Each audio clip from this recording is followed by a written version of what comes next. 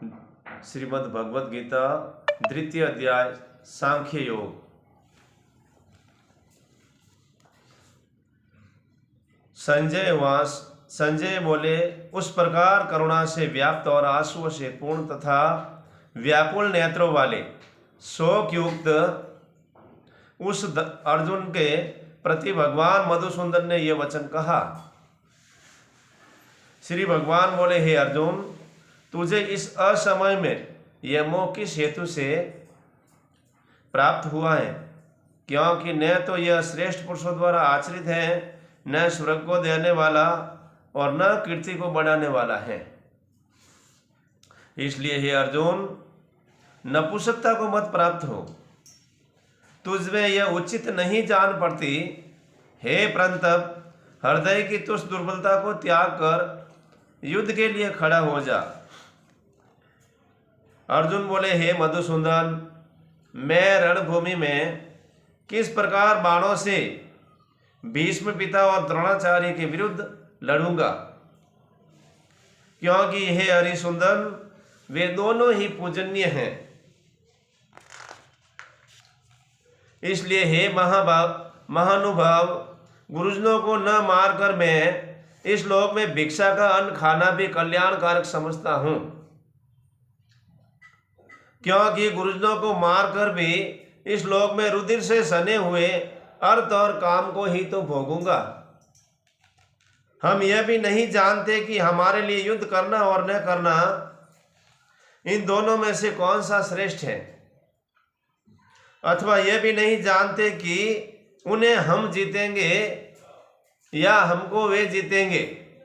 और जिनको मारकर हम जीना भी नहीं चाहते,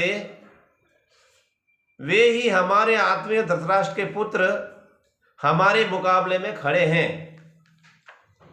इसलिए कायरता रूप दोष से उपहत हुए स्वभाव वाला तथा धर्म के विषय में मोहित चित्त हुआ मैं आपसे पूछता हूं कि जो साधन निश्चित कल्याणकारक हो वह मेरे लिए कहिए। क्योंकि मैं आपका शिष्य हूं, इसलिए आपके शरण हुए मुझको शिक्षा दीजिए। क्योंकि भूमि में निष्कंटक धन धान्य संपन्न राज्य को और देवताओं के स्वामीपने को प्राप्त होकर भी मैं उस उपाय को नहीं देखता हूं जो मेरी इंद्रियों के सुखाने वाले शोक को दूर कर सके। संजय बोले, हे राजन, निंद्रा को जीतने वाले अर्जुन अंतर्यामी श्री कृष्ण महाराज के प्रति इस प्रकार कहकर फिर गोविंद भगवान से युद्ध नहीं करूंगा, यह स्पष्ट कहकर चुप हो गए।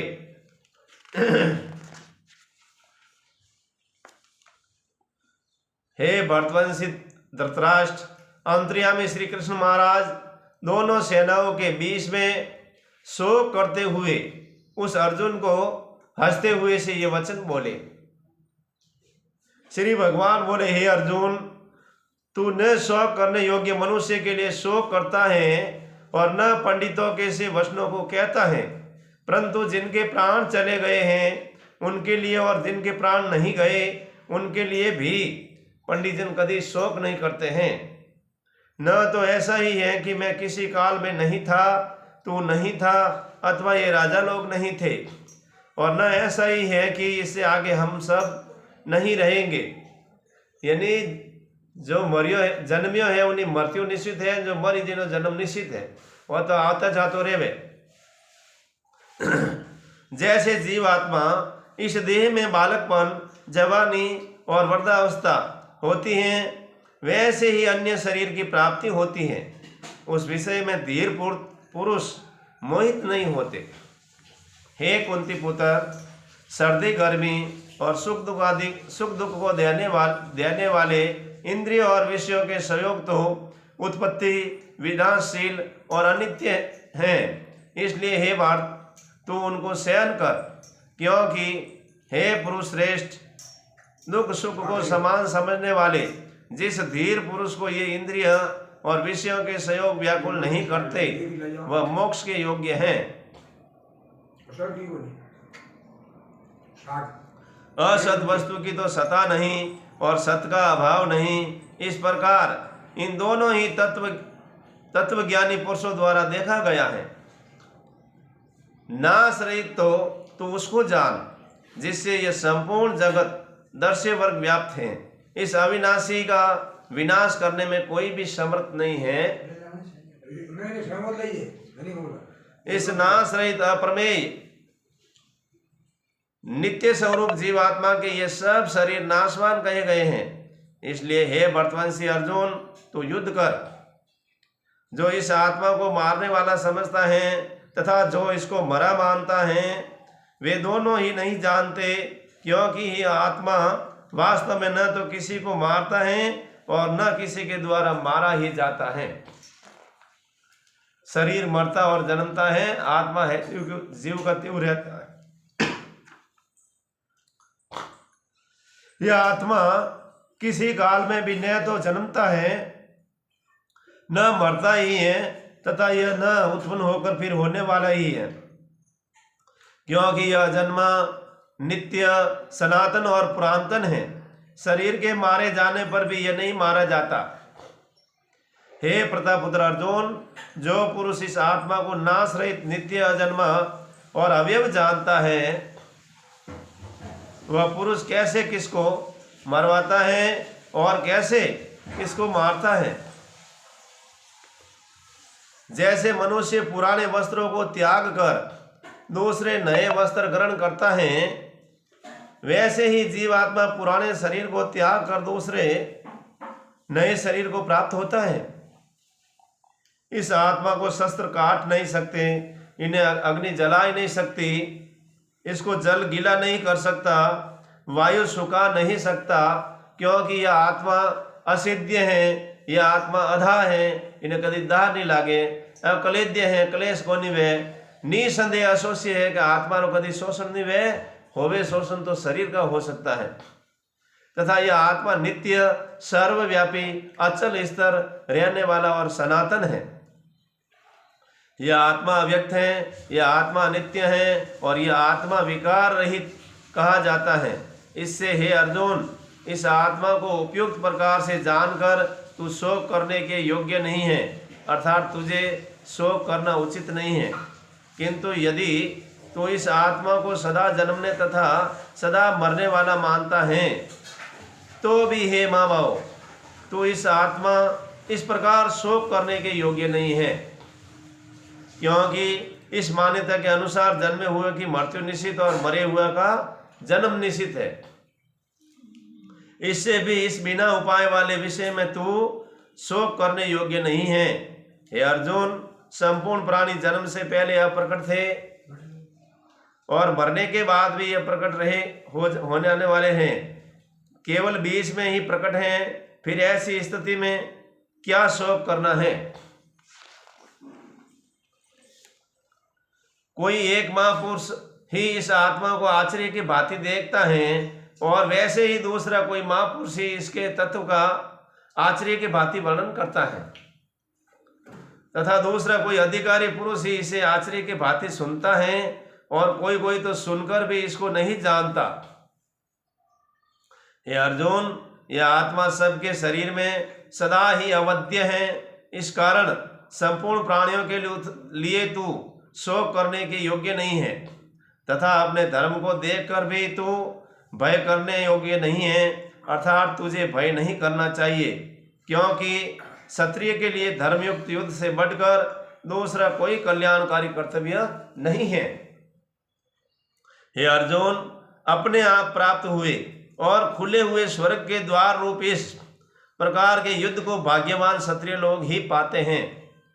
किंतु यदि तू इस धर्मयुक्त युद्ध को नहीं करेगा और स्वधर्म और कीर्ति को खोकर पाप को प्राप्त होगा, तथा सब लोग तेरी बहुत काल तक रहने वाली अपकीर्ति का भी कथन करेंगे, और माननीय पुरुष के लिए अपकीर्ति मरण से भी बढ़कर है। और जिसकी दृष्टि में तू पहले बहुत सम्मानित होकर अब लघुता को प्राप्त होगा, वे महारथी लोग तुझे भय के कारण युद्ध से हटा हुआ मानेगा। तेरे बैरी लोग तेरे सामर्थ्य की निंदा करते हुए तुझे बहुत से न कहने योग्य वचन भी कहेंगे। उससे अधिक बहुत दुख और क्या होगा। या तो तू युद्ध में मारा जाकर स्वर्ग को प्राप्त होगा अथवा संग्राम में जीतकर पृथ्वी का राज्य भोगेगा। इस कारण हे अर्जुन, तू युद्ध के लिए निश्चय करके खड़ा हो जा। जय पराजय, लाभ हानि और सुख दुख को समान समझकर उसके बाद युद्ध के लिए तैयार हो जा। इस प्रकार युद्ध करने से तू पाप को नहीं प्राप्त होगा।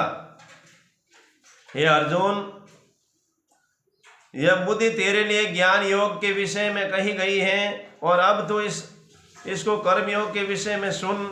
जिस बुद्धि से युक्त हुआ तो कर्मों की बंधन को भली भांति त्याग देगा अर्थात सर्वथा नष्ट कर डालेगा, तो पाप को नहीं बंधेगा।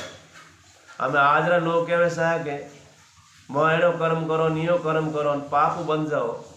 अच्छी बात है, पाप तो वे ही है, लेकिन गीता जी में भगवान श्री कृष्ण अर्जुन ने जो बात के वे थोड़ी सी उन्हें आपो भी मान ले कि जन्मेड़ा मृत्यु निश्चित है, मरियोड़ा जन्म निश्चित है। तो आपण इस संसार में की कोनी लाभ हानि, जय पराजय, दुख सुख, अच्छो बुरो जो भी आवे वो सब इस शरीर में आवे, प्रारब्ध अनुकूल, आत्मा में कुछ भी नहीं आवे। और मैं आटे की नहीं करूं, मैं राम जी रो ने राम जी मारा है, एड़ो भाव राखे तो कटी पाप में कोनी बंधे, चाहे कर्म कोई वेरियो है, व्यवहार में जो वेरियो है। पाप मुक्त वेनो उपाय भगवान श्री कृष्ण गीता में बहुत प्रकार बतावे।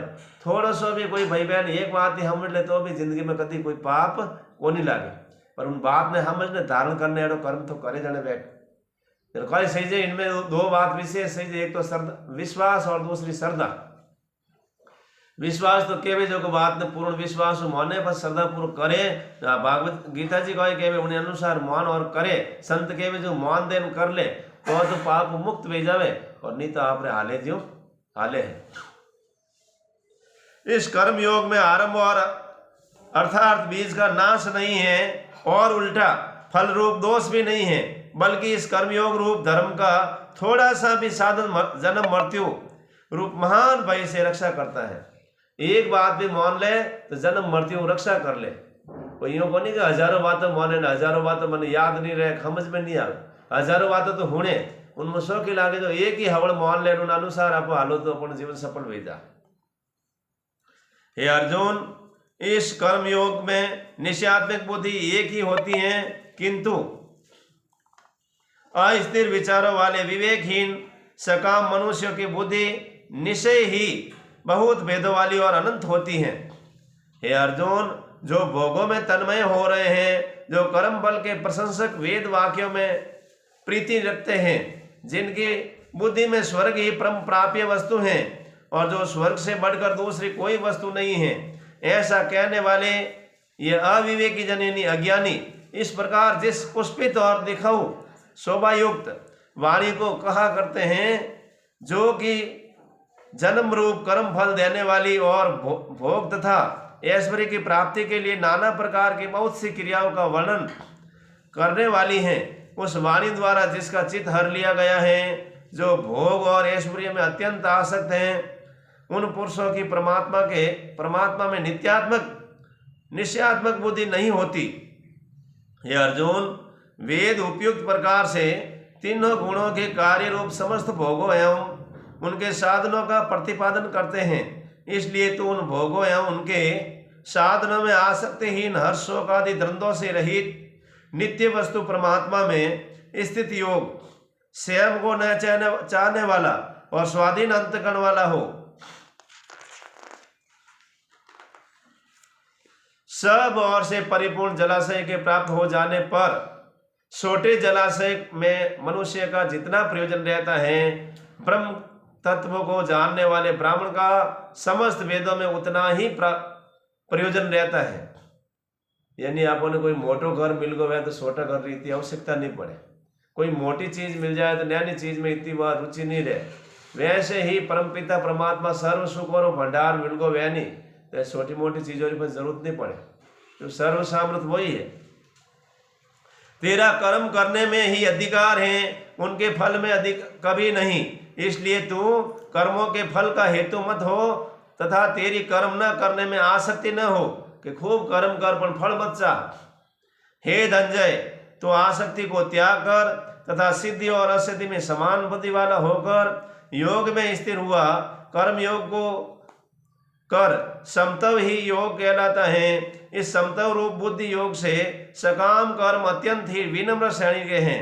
इसलिए हे धनंजय, तू समबुद्धि में ही रक्षा का उपाय ढूंढ, अर्थात बुद्धि योग का ही आश्रय ग्रहण कर, क्योंकि फल के हेतु बनने वाले अत्यंत दीन होते हैं।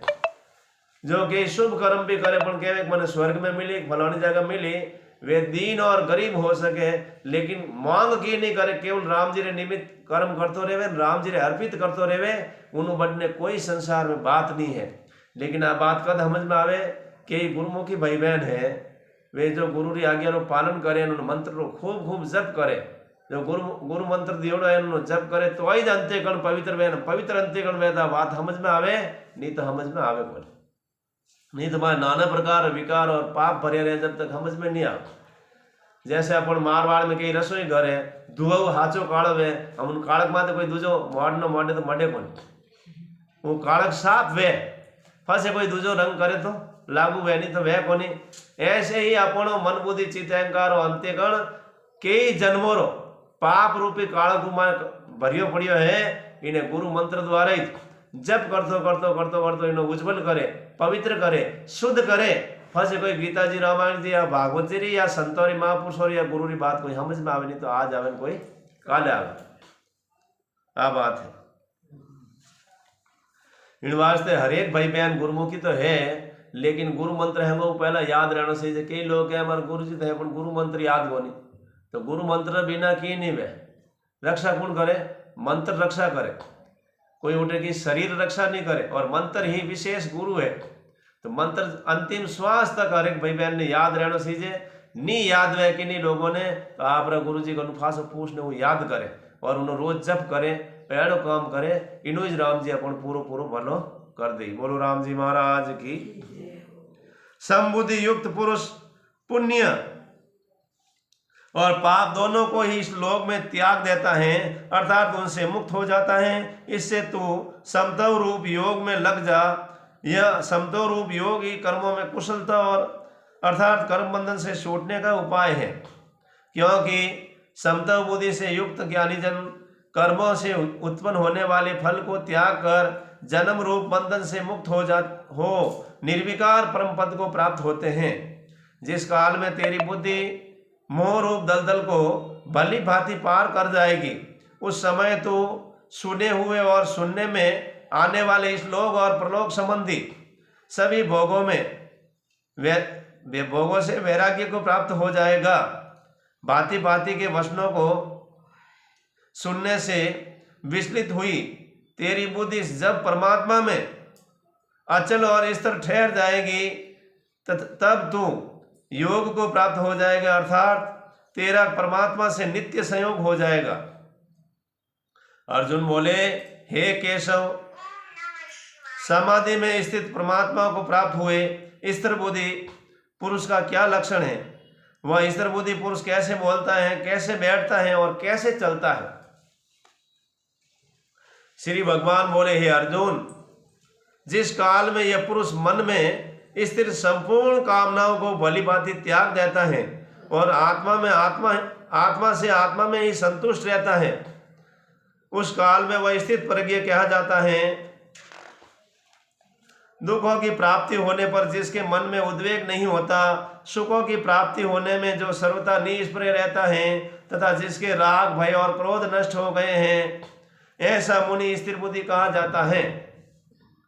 जो पुरुष सर्वत्र स्नेह रहित हुआ, उस शुभ या अशुभ वस्तु को प्राप्त होकर न प्रसन्न होता है न द्वेष करता है, उसकी बुद्धि स्थिर है और कछुआ सब ओर से अपने अंगों को जैसे समेट लेता है, वैसे ही जब यह पुरुष इंद्रियों के सहयोग से इंद्रियों को सब प्रकार से हटा लेता है तब उसकी बुद्धि स्थिर है, ऐसा समझना चाहिए।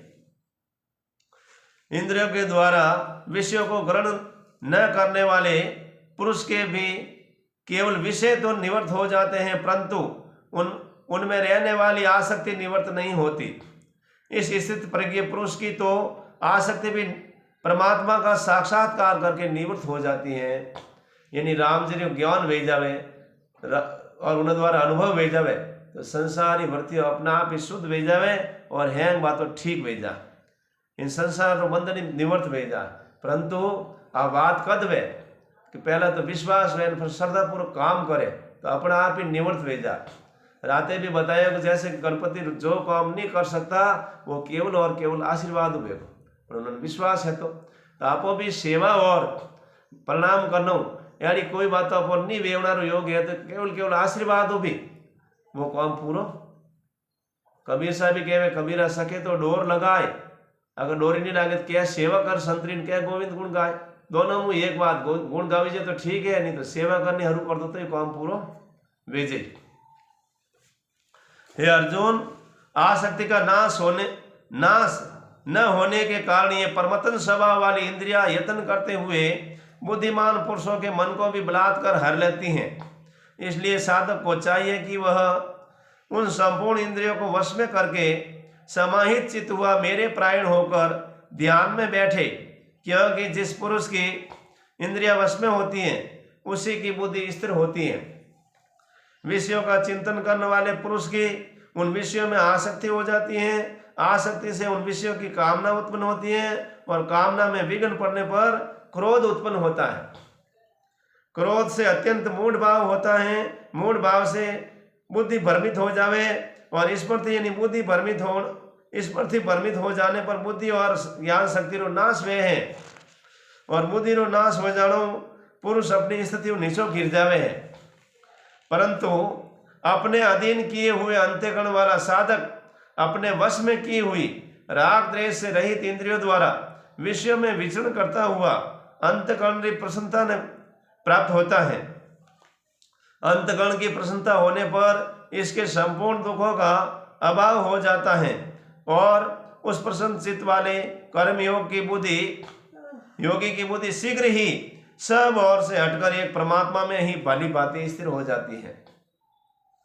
न जीते हुए मन और इंद्रियों वाले पुरुष में निश्चयात्मक बुद्धि नहीं वह है, उस अयुक्त मनुष्य के अंतःकरण में भावना भी नहीं होती तथा भावनाहीन मनुष्य को शांति नहीं मिलती और शांति रहित मनुष्य को सुख कैसे प्राप्त होता है। क्योंकि जैसे जल में चलने वाली नाव को वायु हर लेती है, वैसे ही विषयों में विचरती हुई इंद्रियों में से मन जिस इंद्रिय के विषय में साथ रहता है वह ही एक ही इंद्रिय इस अयुक्त पुरुष की बुद्धि को हर लेता है। इसलिए हे महाभावों, जिस पुरुष की इंद्रिय के विषय में सब प्रकार निग्रह की हुई है उसी की बुद्धि स्थिर है। संपूर्ण प्राणियों के लिए जो रात्रि के समान है उस नित्य ज्ञान स्वरूप परमानंद की प्राप्ति में स्थित प्रज्ञ योगी जागता है और जिस नाशवान सांसारिक सुख की प्राप्ति के लिए सभी प्राणी यानी भाई बहन जागे हैं, परमात्मा के तत्व को जानने वाले मुनि के लिए वह रात्रि के समान है। जैसे नानो नदियों रो जल सब और परिपूर्ण अचल प्रतिष्ठा वाले समुद्र मायने जान मिले हैं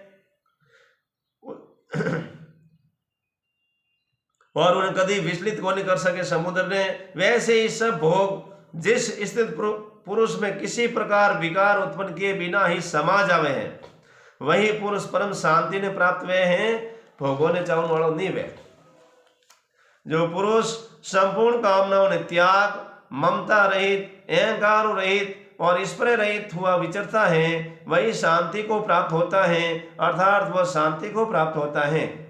हे अर्जुन, यह ब्रह्म को प्राप्त हुए पुरुष की स्थिति है। इसको प्राप्त होकर योगी कभी मोहित नहीं होता और अंतकाल में भी इसी ब्राह्मी स्थिति में स्थिर होकर परमानंद को प्राप्त होता है। ओम तत्सदिति श्रीमद् भगवद गीता उपनिषत्सु ब्रह्म विद्यायाम योग शास्त्रे श्री कृष्ण अर्जुन संवादे सांख्य योगो नाम तृतीयो अध्यायः। हरि ओम तत्सत्, हरि ओम तत्सत्, हरि ओम तत्सत्। ओम शांति शांति शांति शांति। राम राम राम राम राम राम राम। श्री राम राम।